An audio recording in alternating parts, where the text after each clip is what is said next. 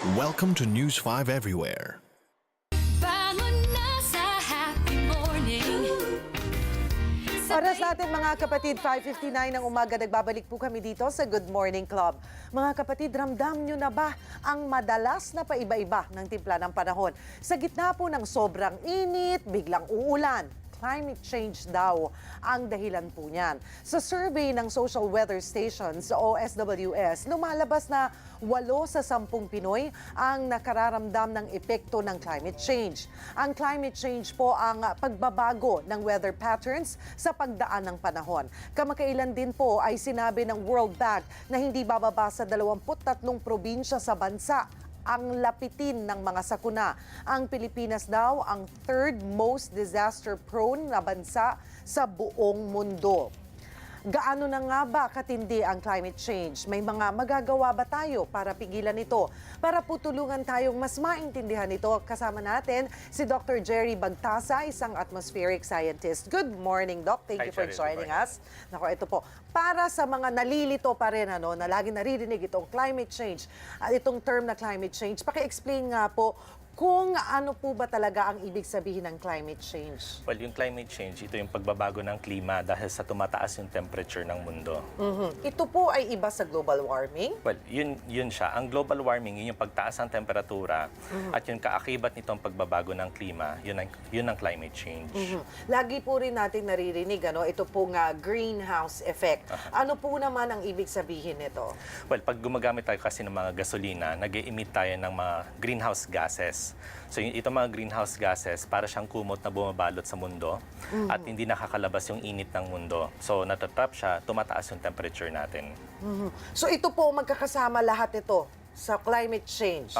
Ayun po. Isa po sa mga epekto ng climate change, yun daw po nga, pagtaas ng level ng tubig sa ating mga dagat. Tama po ba po doon, Do? Ito po ba yung nagdudulot ngayon ng matinding pagbaha?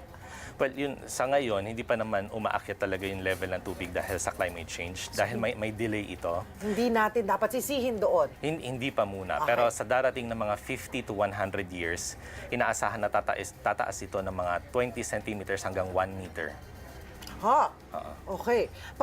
Pero sa ngayon, ito pong pagbaha nararamdaman natin ay dulot na rin po natin mismo tayo. Yung basura natin, ayan, pati yung sa urban planning na hindi pa po tayo na nahuhuli na, no? Sobrang tagal na nung ating mga drainage. Ito po yung nagiging epekto. Plus, meron din nakikitang mas malakas ang pag-ulan lately.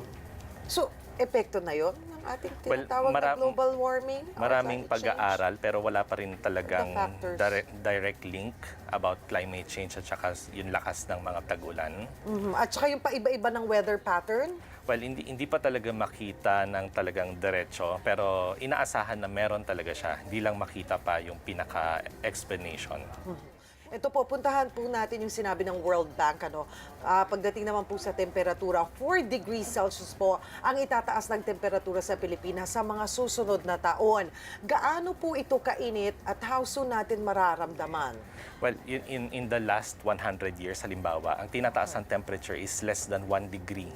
Okay. So, kung less than 1 degree, ganito na yung pagbabagong nararamdaman natin. Imagine nyo na lang paano yung 4 degrees. Okay. Kailan po ito nakikita? Ano ang natin mararamdaman? At saka, sabi nyo nga, every 100 years, 1 degree lang.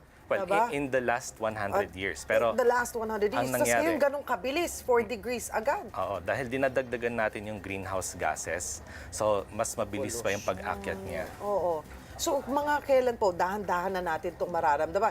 Parang ngayon, pag summer, ang normal po natin ay nasa 33-34 degrees Celsius. So, abot na yun ng 38. Well, ang karamihan naman ng pagbabago, hindi dito sa bandang Pilipinas. Ang karamihan ng pagbabago nasa North Pole. So, doon yung mas malaking pagbabago, yun sa atin, mas konti, pero may pagbabago pa rin. Tataas pa rin ng konti. Kung nakakaramdam tayong pinakamay na 35, 36 sa Metro Manila, pwede nga abot na tayo ng 37 or pakonti-konti. Posible. Hindi lang po natin alam, mga kababayan, kung aabutan natin yan sa ating lifetime.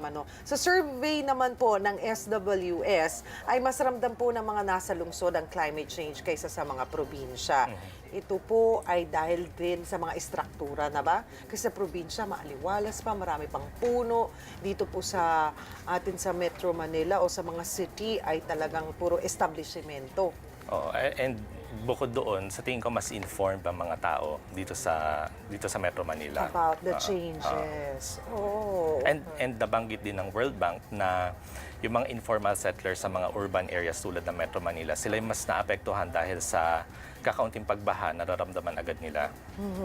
Dr. Jerry, alam nyo, matagal na po itong issue ng climate change, global warming, ilang beses na pong pinapaalalahanan ang tao, na po tayo dito sa bansa, nagiging active ang iba't ibang grupo.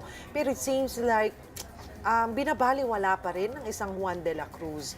Ano po yung alarming na sitwasyon na posibleng mangyari o nakikita natin ngayon para makol yung attention po ng ating mga kababayan na dapat nating seryosohin itong sinasabing climate change o global warming?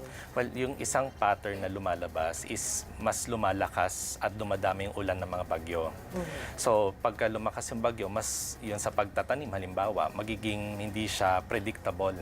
At maraming maapektuhan, hindi lang yung mga farmers, kundi tayong mga kumukonsumo rin nito mga pagkain na to. So, I think kailangan talaga natin maintindihan, although unfortunately wala tayong magagawa dahil napakalit lang ng contribution ng Pilipinas sa global greenhouse gases. Pero ang magagawa natin is maghanda tayo doon sa pagbabago. Paano pong paghahanda ang dapat gawin natin? Well, unang-una, ang maapektuhan pag umakyat ng tubig ay yung mga taong nasa coastal areas. So, dapat unang-una maging handa tayong ilipat sila sa mga lugar na mas matataas. Yung food security, maapektuhan din ito dahil hindi natin alam kung may bagyo, masisira yung mga pananim. So, kailangan ng management, better management sa disaster risk din dahil sa kakaunting pag-ulan, bagyo, pwede tayong maapektuhan agad ng pagbabaha, ng mga flash floods. And yun nga, kailangan natin i-manage kung paano paghandain ng mga tao. Be sure to come back. News 5 everywhere. Copyright 2013.